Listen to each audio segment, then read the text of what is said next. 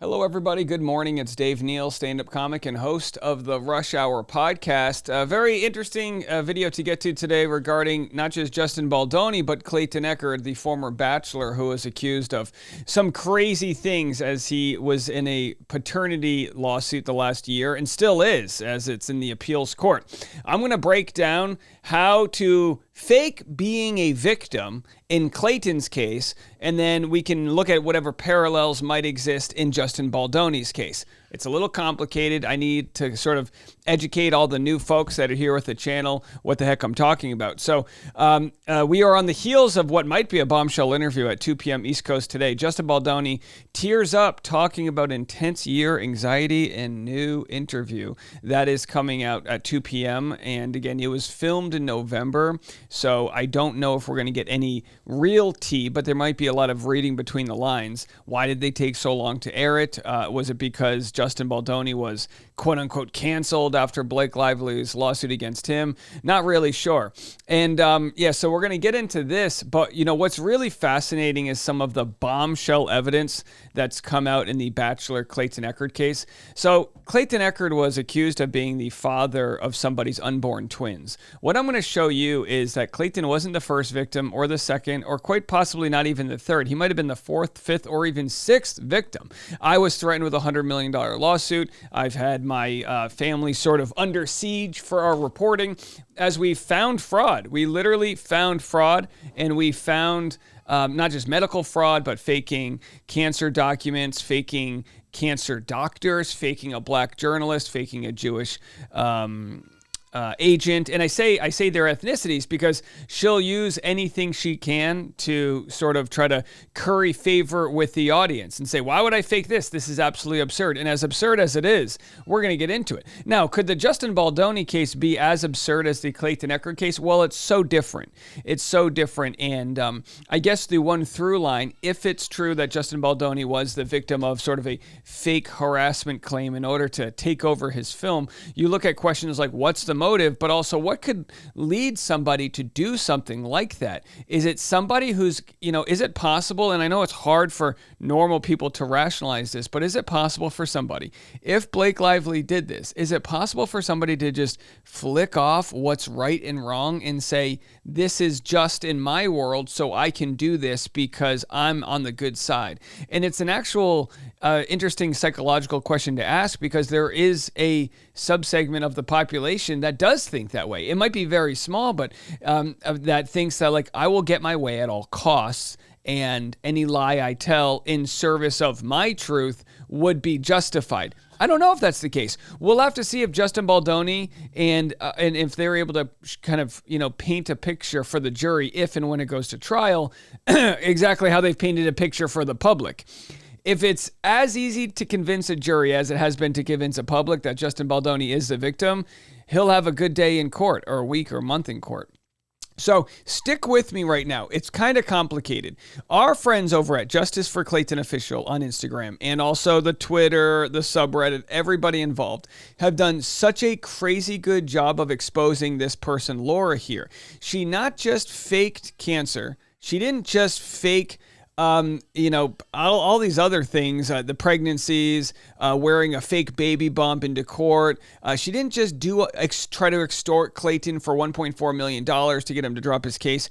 She also faked domestic violence, which is pretty wild to do any of these things. So Justice for Clayton Official today posted a crazy story.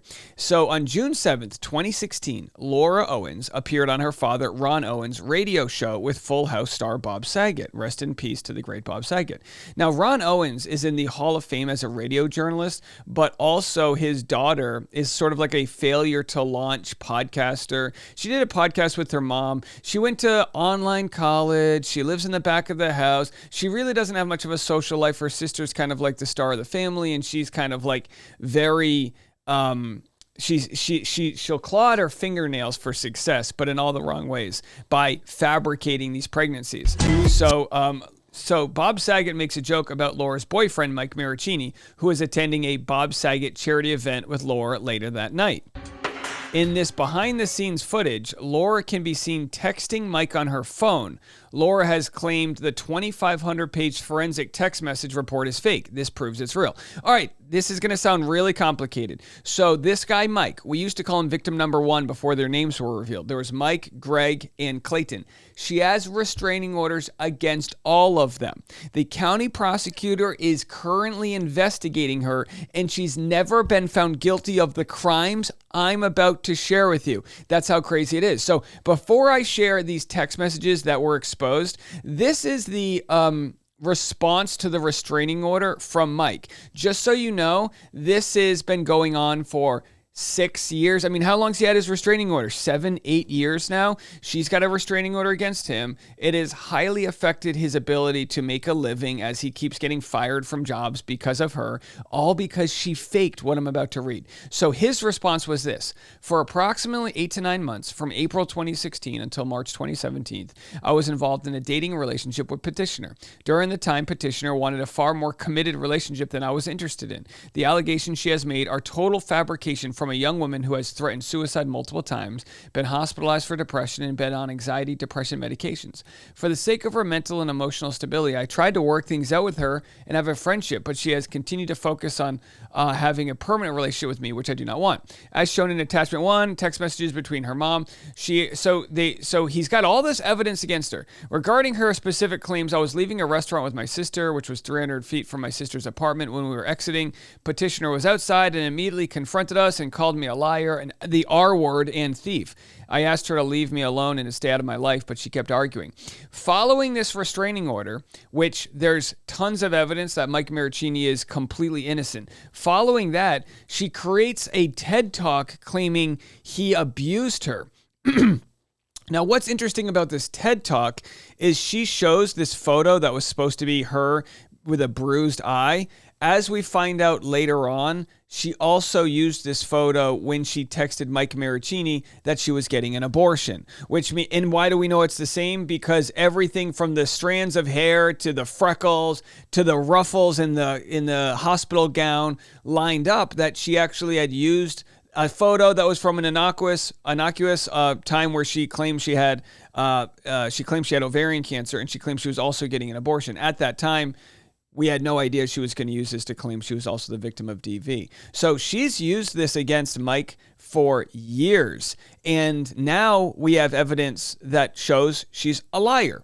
So as we were covering the recent issue with her involving Clayton Echard, where she faked this pregnancy and did all of these things and claimed he was this evil guy, as that was going on, Mike Maricini, who had since buried this and didn't want to think about it because he essentially got scammed, he said, you know what? I have a laptop that probably has all these text messages on it. So we said, oh my gosh, don't open the laptop. He was nervous that when he opened it, all of his iCloud would sync and all the text messages would go away. It's a very old laptop. You know, when you've had a laptop, 8 years ago, you save it, but you never go on it. He was like, I don't even know if I can turn it on. So what we did was, my audience, we all banded together and raised $5,000.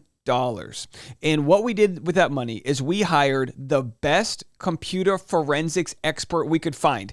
Ex-military, has worked on things way above our pay grade, and also is considered an expert in the court of law. So people hire him to show up and explain why the metadata he has is accurate. So we pay him $5,000. Mike Maricini hand delivers this laptop. They open it up and they find 2,500 pages of forensic text messages, evidence time-stamped right in the direct source that says Laura lied. What did she lie about? She faked cancer. Not only did she fake ovarian cancer, she faked emails to Mike Maricini pretending to be the doctors of the cancer place that she was going to. She faked the Jewish agent. She pretended that her and Mike Maricini were going to be under contract to host a radio show and make $400,000 or $500,000 a year. Total BS. We've never heard from the agent. He wants nothing to do with this.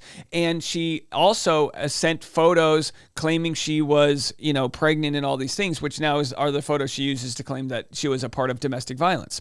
In this behind the scenes footage, so Laura did an affidavit where she said, those text messages aren't real. I never said that, blah, blah, blah, blah, blah. What we have now, thanks to Justice for Clayton official, is the type of evidence you would dream of in any court case. Bulletproof, indefensible. I mean, this is Laura claiming these 2,500 pages of forensic text messages are fake, and this proves that they're real. Check this out. A noisy studio? Yeah, that's good. This is her father, Hall of Famer Ron Owens, interviewing Bob Saget. Laura's in the background texting Mike Maricini. It's like a remote is good because it's a remote. Yeah. I love a good quad split because you can see all of their voices at the same time. Quad split. That's the days of old things. So there she is texting in the background, and one of the commenters on our Patreon says, all the new subscribers here are about to fall into a deep, dark rabbit hole. Welcome, welcome, welcome. What's a quad split? When you have 4 pictures towards the same time. So she says, what's a quad split? A quad split. The camera pans to a wall clock that reads 11:14 a.m. Pacific time. This converts to 18:14 Universal time. Is that what UTC is? You know, because they go by like standard time, like the world time. So here it is. The photo, it pans to a image of, it looks like CNN. They have the timestamp right there, 11:14. You see that? 11:14. And that's important to know. So she's texting, and boom, here it is. The metadata of Laura Owens at the exact same time. Try to listen at 11 if you get a chance. I'll be on with Bob Saget. He's mentioning you, LOL. We're broadcasting live on Facebook. So first of all, she's in the room with a legend like Bob Saget. And rather than be professional, be in the moment, you know, it's this like Nepo baby. All she wants to do is brag to the guy that doesn't want to be with her. She says, I'm mentioning you, LOL. We're broadcasting live. His response, I'm in meetings. He's like, I'm over it. I got stuff to do. So it continues.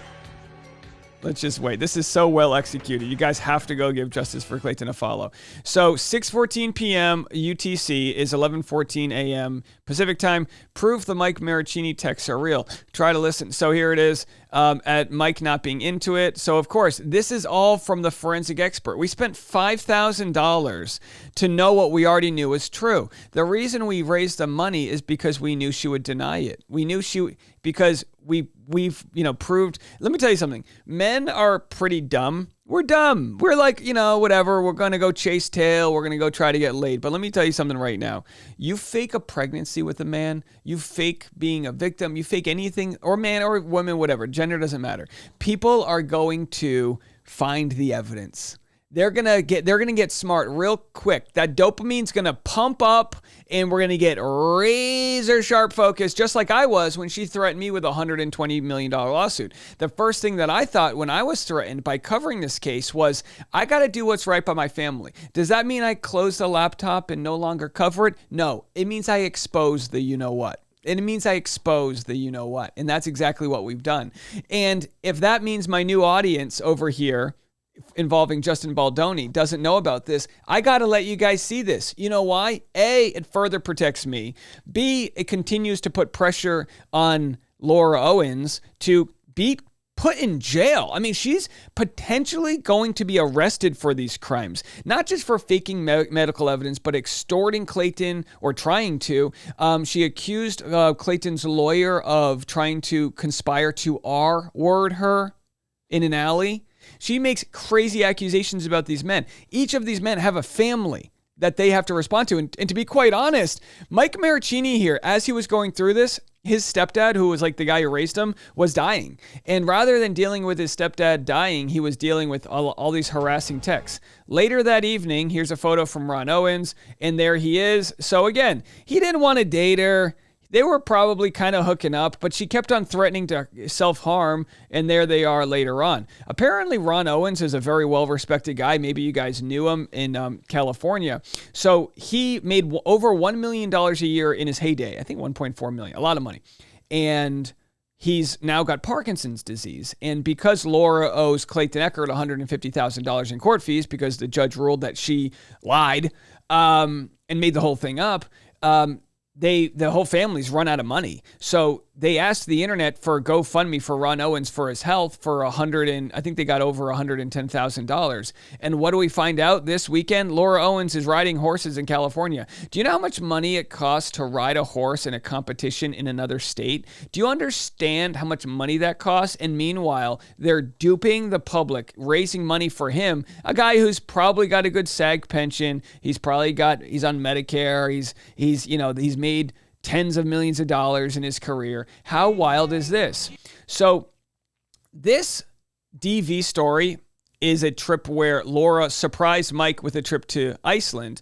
And as we find out, she created a story where she said she was afraid for his life and all of these things. And poor Mike, like most normal people, just didn't even know the sort of shitstorm he was in. He had no idea what he was in. So this trip happened in 2016, and then the Bob Saget event was 6 months earlier. So the trip to Iceland was like the final straw where she ended up using his breaking up with her as a means to get back at him.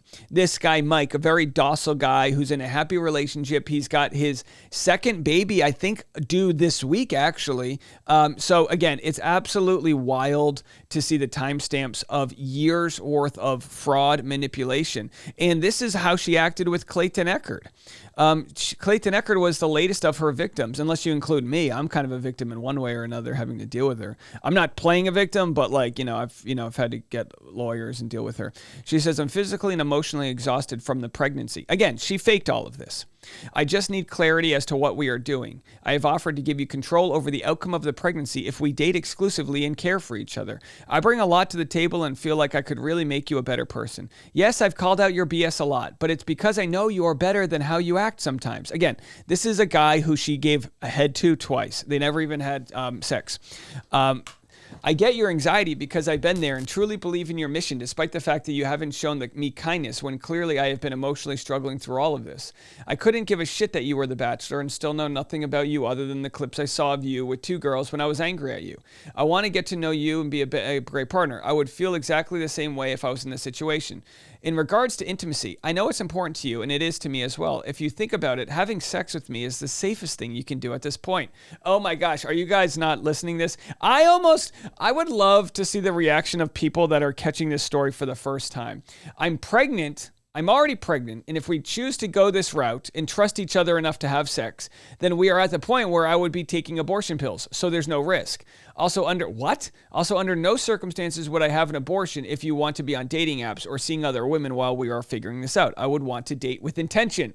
I know what I bring to the table and as a partner, and I'm well aware that you don't want to become a father right now. It's a win-win situation. So she's using the fact he doesn't want to be a father against him to say, I have a fictitious baby inside me, which she'll later claim were twins, which she claimed with Mike and Greg. I've got a fictitious baby inside me.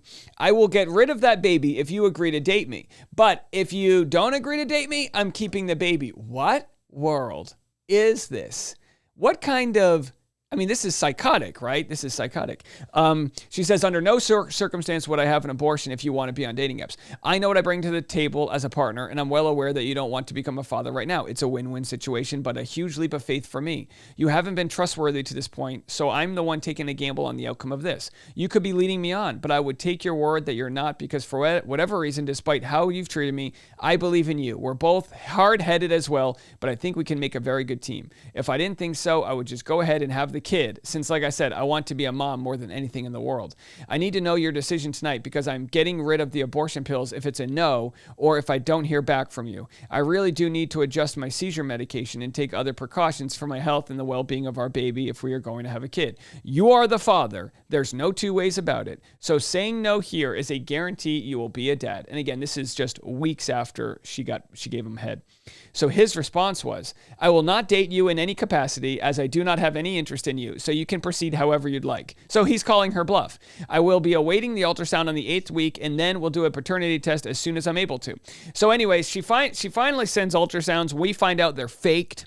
We find the ultrasound videos from a 7-year-old video. She claims someone else hacked her, and this isn't, again, the first time she tried to coerce somebody. Her previous relationship, Greg, the one that was after Mike, Greg went along with it. He was like, no, we'll date. Let's start dating. And then she And then she was supposed to take the abortion pill. And then like a week later, she said, oh, the abortion pill didn't work when he tried to ghost her. So it just goes to show there's no right way to do it. And I bring up Justin Baldoni because Clayton was the big case we covered last year, and we're still covering it. I'm just laying off it a little bit because Laura Owens' attorney seems like a nut job to me, if you want my opinion. And they've been making harassing claims and think I'm part of some cult. And again, they called the FBI on me. But now that you've been with our channel for a few weeks, you get to see kind of how fair we really are. Not only that, I've got 10 years of being on YouTube where I've kind of had pretty good authenticity and kept my word. So I appreciate for those that have been a part of our community, the 80,000 that have been here for a long time. And I really appreciate as well the 30,000 new people and understanding. We're going to get down to the bottom of this. It might not be today, it might not be tomorrow, but if this thing goes to trial, we're going to have insane amounts of evidence to sift through. And we have a very good forensic expert, if Brian Friedman needs one, who can get to the bottom of the metadata. So anyhow, the faking a victim playbook, it's easy to see in hindsight, but in the moment, I feel terrible for Justin Baldoni if everything he says is true. Much like I feel terrible for Clayton Echard because they live in the same world that I live in, which is not expecting that people would do this. In fact, I wouldn't change the way I think. I would just say, moving forward, continue to listen to your intuition. If something is off, as Justin felt and as Clayton felt, save receipts. That's going to be the ticket out of this thing. And otherwise, I don't think, they seem like both nice guys. And I say, continue being who you are, continue sharing that ray of light with the world. I have to say, the folks from his faith community that have reached out to me, I am shocked in the amount of DMs and emails I've gotten from such good, kind people, that it just goes to show that he's seemingly part of something that might be a little bit bigger than a lot of us can realize.